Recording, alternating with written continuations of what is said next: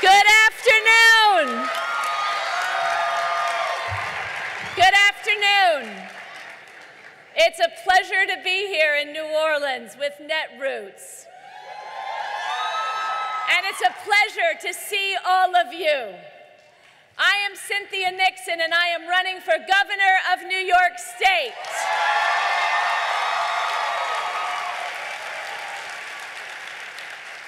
Actually, let me be more specific.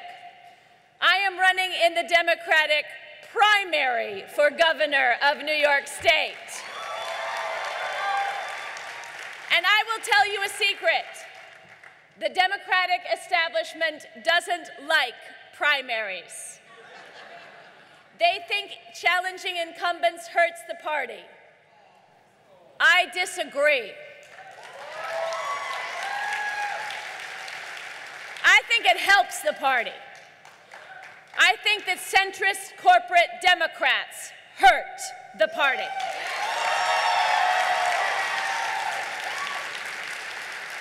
And I think they need to be held accountable. And I think the primary is the most effective way to do that. We are witnessing an incredible moment for the progressive movement right now. People are rejecting the status quo and establishment Democrats and a party leadership that is so often whiter and wealthier and more male than the party base. And that is why thousands of progressives all over America are running for office this year. Many of us are women, many of us for the first time. Because we have realized if we want things to change, finally, we are going to have to step up and do it ourselves. And this movement that we are building around the country isn't just about the next election. It's about offering a vision of the way things could work if only we had the leadership and the political courage to make that vision a reality. Because it can't just be business as usual anymore. We have to turn the system upside down. We have to uproot the broken establishment, and we have to usher in a new generation of leadership. We have to transform the Democratic Party into a vehicle not just for corporations, not just for Wall Street, but a vehicle for all working people in this country. And I'm tired of a Democratic establishment that meddles in primaries, that puts their thumb on the scale, that picks candidates based on nothing more than their ability to fundraise from big donors. I am tired of a Democratic establishment that warns candidates not to run on single-payer health care, that tells us we have to stop talking about abolishing ICE because it doesn't poll well.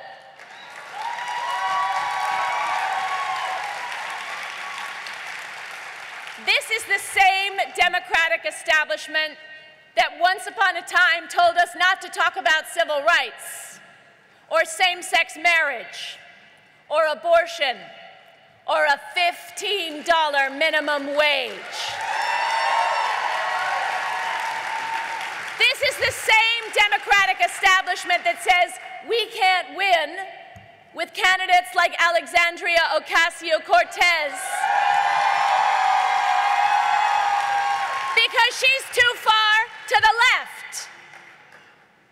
I have to say to them, please, please. Maybe you have forgotten, but I haven't forgotten, and the people in this room haven't forgotten what happened in 2016. A lack of moderation was not the problem. We tried it their way, and we lost to a racist extremist. If Democrats are going to win this year, it is not enough to just be better than Donald Trump.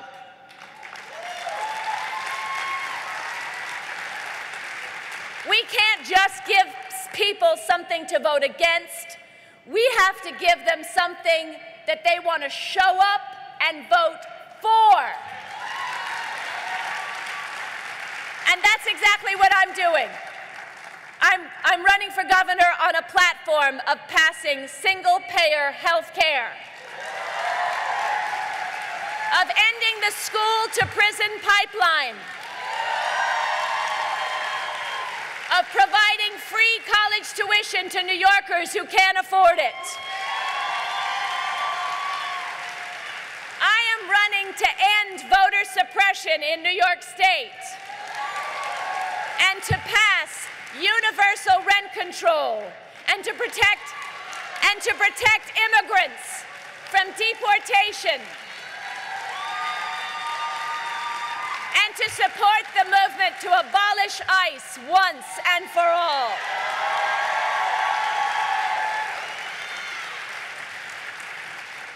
I'm running to end our addiction to fossil fuels and to usher in a Green New Deal, to protect reproductive rights and expand them, to end mass incarceration, starting with legalizing marijuana and abolishing cash bail.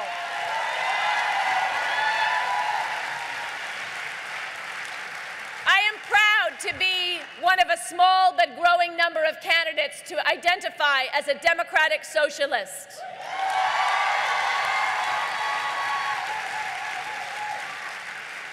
I hadn't called myself a democratic socialist before, but I realized that my values and what I'm fighting for are directly aligned with that movement.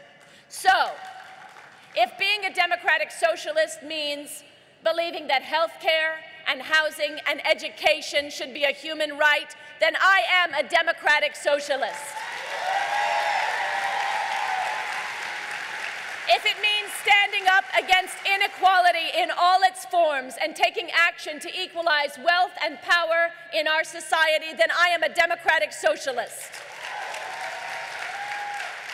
The establishment is terrified of that word, socialism. But if we learned one thing from the Obama years, it's that Republicans are going to call us socialists no matter what we do. So we might as well give them the real thing. When I got in this race, pundits said that Governor Cuomo was too powerful, that he had too much money, that Albany was never going to change. But 4 months into this race, just look at what we have already won. For 7.5 years, Cuomo said he had no power to disband the IDC, the rogue Democrats who vote with the New York State Senate Republicans to block progressive legislation. Then 2 weeks into our campaign, he disbanded them. Why? Because our movement stood up and fought back and won. On criminal justice reform, just last year, Governor Cuomo opposed marijuana legalization. He labeled it a gateway drug. And now, after our campaign called it out as a racial justice issue and championed full legalization, lo and behold, his Department of Health did too. Why? Because our movement stood up and fought back and won. On education, for years, Cuomo declared war on New York's public school teachers and supported tying teacher evaluations to scores on student exams. 1 month into our campaign, Cuomo reversed himself and decided to support ending teacher evaluations based on test scores because our movement stood up and fought back and won. On climate, Cuomo oversaw the development of a fracked gas pipeline that would devastate a community's water and health. But the same day we released our climate justice platform, he halted the construction of that pipeline. He has reversed his position on the plastic bag tax and suddenly backed off plans to store gas in caverns by Seneca Lake because our movement stood up and fought back and won. That is the power of primaries.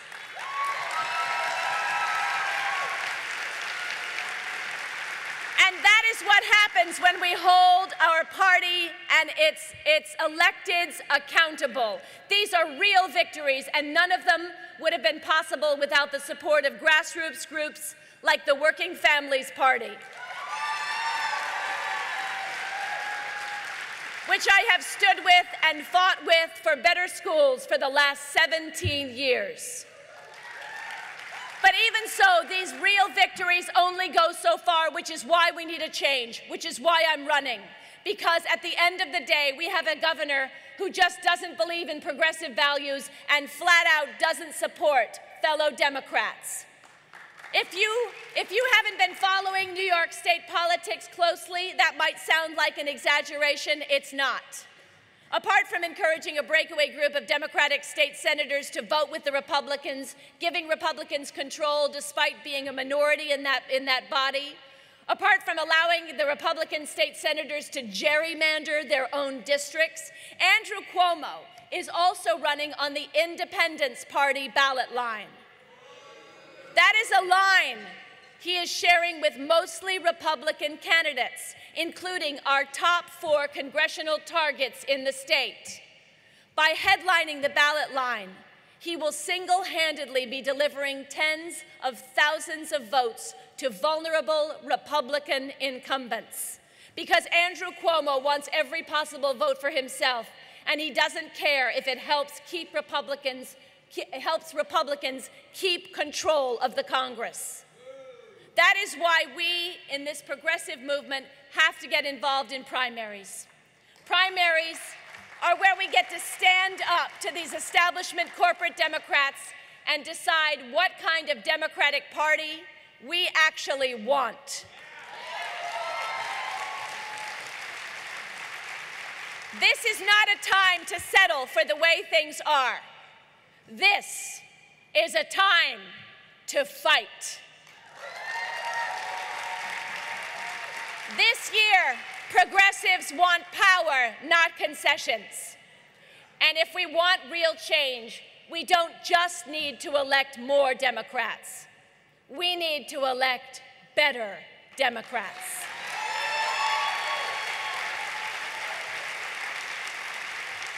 So between now and September 13th, the date of the New York Democratic primary, I am calling on you, I am calling on all of you to join this movement and do everything you can to bring real, progressive change back to New York State.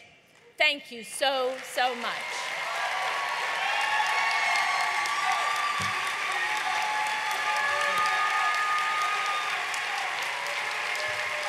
Thank you.